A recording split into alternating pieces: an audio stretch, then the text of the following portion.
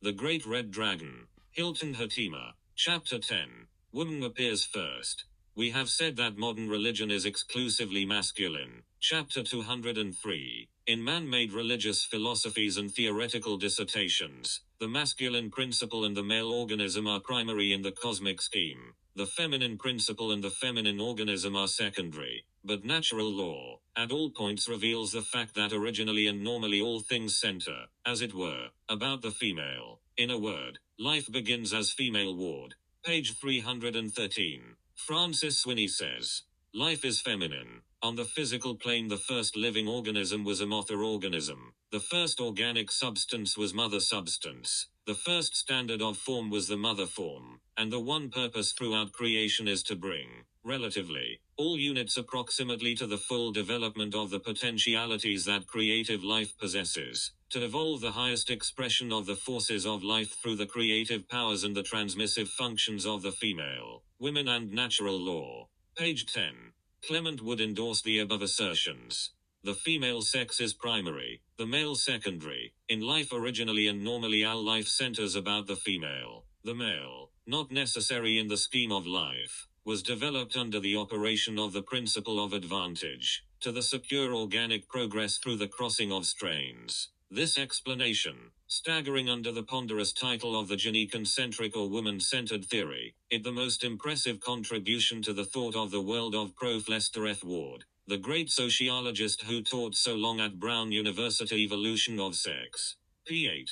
The female sex, which existed from the beginning, continues unchanged. The male sex, which did not exist at the beginning, makes its appearance at a certain stage, has a certain history and development, but never becomes universal. There are probably many more living beings without it, the male, Clements, than with it, the male, Clements, even in the present life of the globe.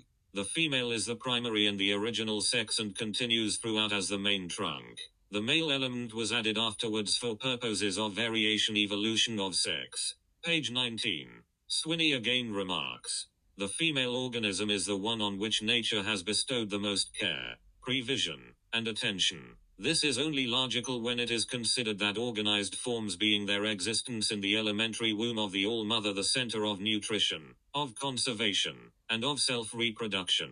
Life is feminine, formative, and organic forms being with the single mother, cell. Modern science asserts that in the mysterious evolution of sex, the male element was first non-existent, and on its initial appearance was primarily an excrescence, a superfluity, a waste product, discharged or expelled by the formative female or mother organism, and, unless reunited to the parent, perishes. Page 19. Jedis and Thompson write, at the very threshold of sex difference, we find that a little active cell or spore, unable to develop of itself, unites in fatigue with a larger, more quiescent individual. Evolution of sex. Prof. Beauregard observes, all facts point to the feminine as the primary and fundamental basis of organic existence. Modern biological studies have also shown that the masculine is secondary, eternal feminine. Prof. Drummond endorses this view. Life is exalted in proportion to its organic and functional complexity. Woman's organism is more complex, and her totality of function larger than those of any other creature inhabiting our earth. Therefore her position in the scale of life is the most exalted, the sovereign one. Not only do modern scientists admit that woman appeared on earth many ages before man, but they admit that woman is the main trunk, a more substantial type, a higher order of being. W.N. J. Fielding writes, woman is the eternal primitive. Woman is closer to primordial nature, and is therefore more primitive than man. Page 6. Woman is more in harmony with nature than man.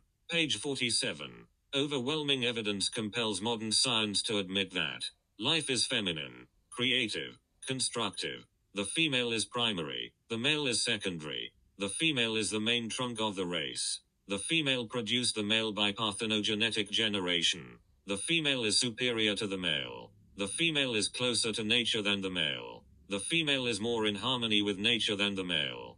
The superstition of a higher feminine nature is well founded, as we have seen, when the facts are known. This universal superstition is not so superstitious and stupid as it may appear to modern science. Every unprejudiced investigation discloses the fact that woman is of a higher order than man.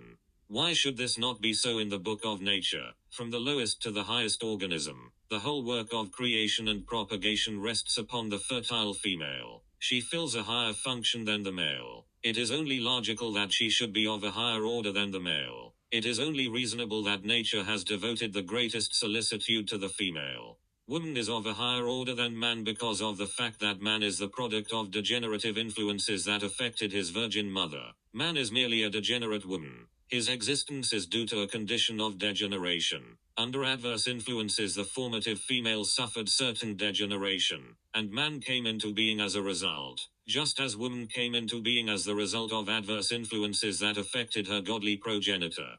Conditions of degeneration suffered by the parent, as transmitted to the offspring in an augmented degree. Darwin. Such affected offspring fails to develop normally. In this case, the affected offspring failed to develop in a functional degree. The bisexual qualities of creation. The offspring developed into an infranormal, semi-sterile creature, possessing in an atrophied and rudimentary state the fruitful organs of its ancestry. This creature is present man, as admitted by Darwin when he said, "There is a parallel resemblance in the sexes that proves and shows their conformity in essential parts to some remote ancestor or progenitor, which preceded them before division of the sexes." Origin of Species. Page 211. This course. Chapter 147. When any deviation of structure or constitution is common to the parent, it is also transmitted in augmented degree to the offspring. Hence we may feel sure of the theory of descent with modification. Origin of Species. Page 102. This course. Chapter 148. There is the conclusion of science that explains the separation of the sexes. The condition of degeneration produced an abnormal, unbalanced condition of the body. The dual qualities of creation did not develop evenly and harmoniously. The positive, female qualities withered and atrophied. The sex hormone excreted by the positive glands promoted the development of these glandular qualities. But the sex hormone excreted by the receptive glands was deficient as the glands were deficient, and the receptive, female qualities wasted and withered, both of them not being furnished with sufficient nourishment. The unbalanced sexual deficiency continued the atrophy of the receptive qualities, until there finally came a time when the receptive qualities appeared as latent, dormant, rudimentary traces of that perfect condition which once had been. This transformation, says Wigham, Wood and modern science, was accomplished only by slow stages throughout long eons of time. Very true, but the law of this marvelous and mysterious transformation, which so completely confuses modern science, is clearly revealed by and in the sexual changes suffered by lower organisms, when they are subjected to unfavorable influences. Under the law of devolution, the male appears, long ages after the female. In this finding of science is revealed the truth of the ancient legends and traditions of the Virgin Mother. The male appears after woman had been on earth for many ages, and he appears as the product of degenerative influences. So asserts modern science. But it commits the error of making man superior to his virgin mother under the drive called evolution, which is always upward into new, more complex and higher forms. Research workers in the field of health agree that humanity is in a decadent state. Dr. Alexis Carroll says that present humanity is degenerating and adds that the groups and the nations in which industrial civilization has attained its highest development are precisely those which are becoming weaker. Man. The unknown. Page 28. Diseased and degenerate creatures are not progressing upward into new, more complex and higher forms. They are devoluting, going down, like diseased fruit trees. The race is generally diseased. It has been so for thousands of years. Hence it has been devoluting for thousands of years. Under the law of devolution, the weakening formative females were slowly but surely transformed into semi-sterile males. These males still possess, unto this day, the indelible evidence of their descent, under the law of modification, from their remote virgin mothers, as Darwin, Huxley, and other leading scientists have shown.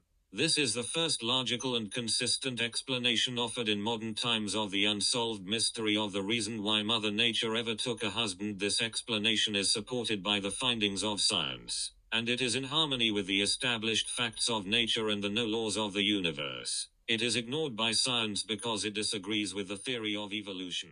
The Great Red